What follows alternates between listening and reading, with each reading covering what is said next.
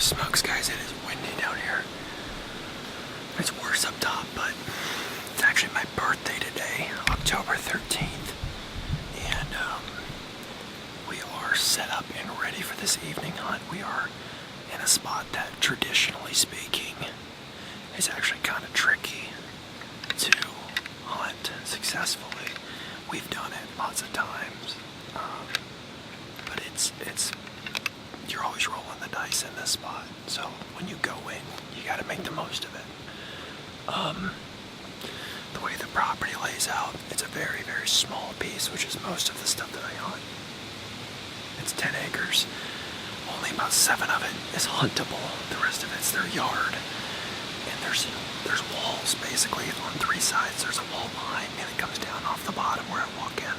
And there's 2 more walls way up on my left and my right.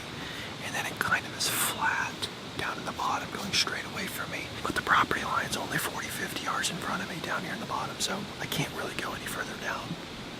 And I don't like setting tree stands on property lines. A, because nobody needs the temptation of a giant buck on the neighbor's property within bow range.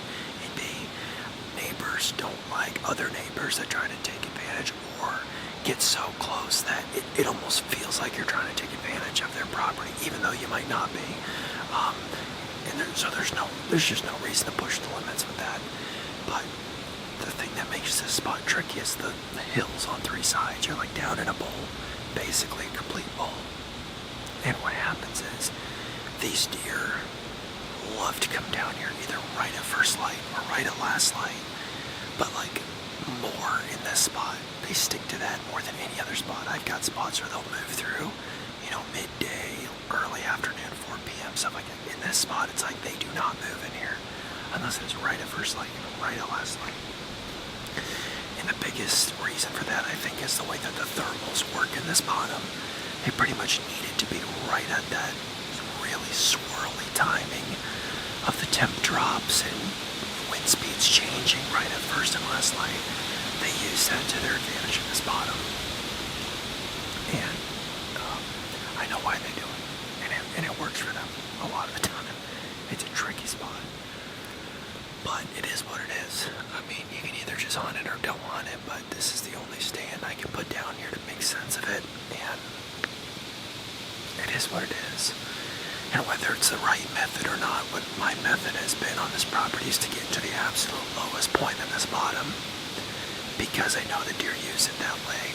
So that way, hopefully, when my thermals are pulling down to this bottom, they have to get within bow range before they can get my scent and bust, because I'm as low as you can get down in here, which is right where they like to cross, down in this bottom to catch the scent of everything around them. So, I don't know. It's a good spot. Bucks like to hang out here down here in the night. They can sit down here and feed on this corn pile, and they can gather scent from all 3 sides of this bowl. So, good thing or bad thing, they do. And there's 3 bucks in here showing up, 2 of which I would shoot. 2 of them are well over 130. And they would be just stunning bucks to get a crack at. They haven't showed any signs of daylighting anytime soon, but, it's my birthday. I wanted to get out, wanted to hunt.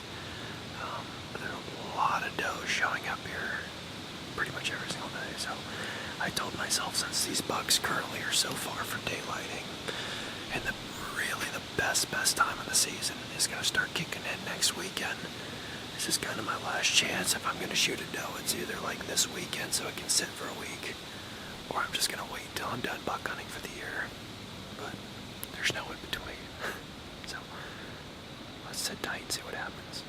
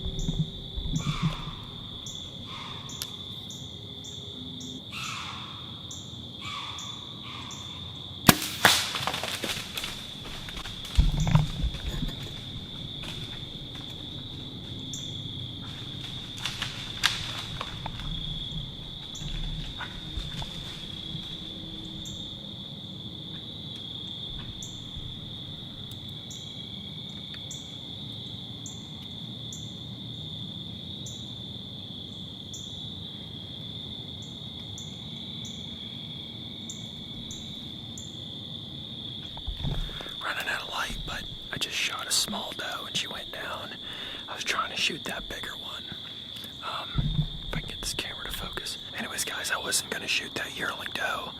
I was waiting for the bigger one to come on down the hill. And this spot, like I'm telling you, the wind is, it's just so screwy in this spot. Not to mention, they came from the opposite direction they normally do. Normally they come from that way, down the hill. And when they come from behind you, my camera arm's not set up for that. My camera arm's set up to be on the side where they come down to feed. And very, very rarely throughout the entire year we ever have a deer that comes down on this backside instead of coming out in front. But, of course, they did that this time around, and my camera gear was all on the other side of the tree. So that doe was standing there at 25 yards for like 5 minutes. And by time that yearling doe had got around me and she was looking the other way, I started to pivot all of my gear and spin it around to the other side. And that doe, like trying to get ready, and she was already right there within 30 yards, and she was like pinned on me. She never saw me for the longest time. She never saw me, but she was catching my wind because my milkweed, when I was testing what it was doing, it was going right down behind me, which I was like, perfect, because it almost never does that. Which makes sense. Why they circled behind me tonight is because the thermals, at the time of the evening that it was, and the way the wind was setting and cooling and settling down, it was pulling right behind me before it would go down. And that's why they came from behind me this time around, because you never get that lucky in this spot that the wind's like actually, you know, in your face and blowing it down the hillside next to you. And of course the deer took that to their advantage and they followed right on around that way. But that big doe saw that yearling doe down here, and that's why she kept snorting. At first, she came within bow range, and I could not get my camera gear around to get her on video and get a shot. It wasn't going to work. And so, and she was in the wide open, so I couldn't draw on her. And she just kept snorting and snorting and snorting, and she wasn't going to stop. And the reason she wouldn't stop is because her yearling doe was down here, messing around underneath my stand. And so she wouldn't leave. So I actually, as that bigger doe was starting to leave, I drew back, and she turned totally broadside at about 35 yards. I held my 30 pin on her, and I hit right underneath of her. And then she just went off to 40 yards, and she just sat there snorting and snorting and snorting. Like she wasn't going to stop because she could see that other yearling doe down here. So I opted to just shoot that yearling doe anyway, because A, this property has way too many anyhow. I have I have 3 doe tags for the county. And to be quite honest with you, I don't really care if it's a smaller doe, because if I fill all my tags with the biggest ones, that's normally what I do, but we can't eat it all anyhow, so it makes no difference. As long as you're not shooting button bucks, a doe is a doe when it comes to getting mouths off the property. So anyways, we're gonna back up. It's, well, technically we've got about 5 minutes of light left. I just have the flashlight in my face because my camera wouldn't focus without it, but we're just gonna back up anyway because my wife's probably got my birthday dinner waiting at the house, so I gotta get this deer cleaned up and out. I just went and grabbed my arrow from the deer that I missed. Totally clean. I have absolutely no clue where my arrow's at, but hate losing arrows, you know. I searched literally all over the place for my arrow. Could not find it. The first blood I was finding that looked pretty decent is right here. Goes up along this tree right here. So, just gonna give it a follow. I mean, I know she went down.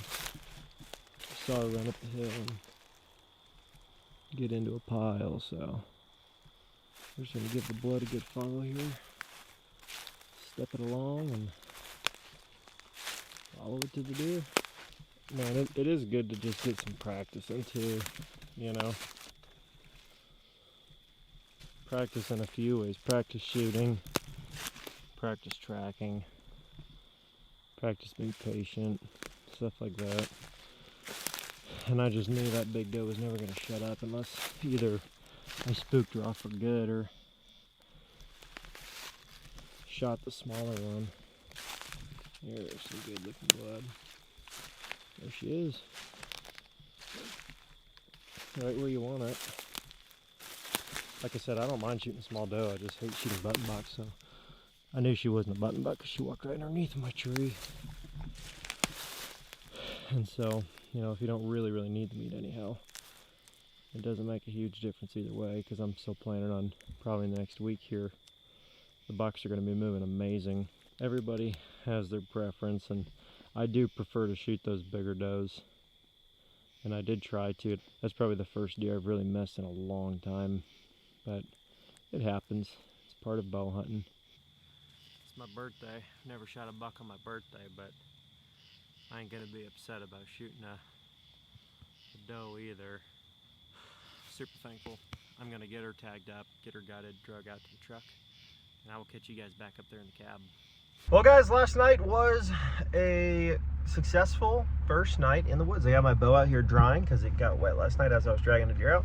And today we are going to be going to set up a new spot for my wife to hopefully kill a buck in, possibly tonight. It's raining, it's nasty, but that makes for a great evening sit when it stops for bucks tearing up scrapes. We're in the truck? Yeah. Are we going to go drop off a deer at the processor and then set up a new stand for mommy to shoot with tonight probably? Let's do it. Anyways guys, hopefully you enjoyed that video. If you did, thumbs up, comment down below what your thoughts are. I am trying to film and record a lot more hunts. It's very tricky, and for the first several hunts I was like, you know, just trying to film my wife and trying to make other things happen, and I'm still going to continue to do that, but I have not been filming hunts for a couple of years now, so trying to get back in the rhythm of it, trying to create something you guys actually want to watch, and hopefully that quality will progress as time goes on. Thanks so much. I'll catch you in the next one.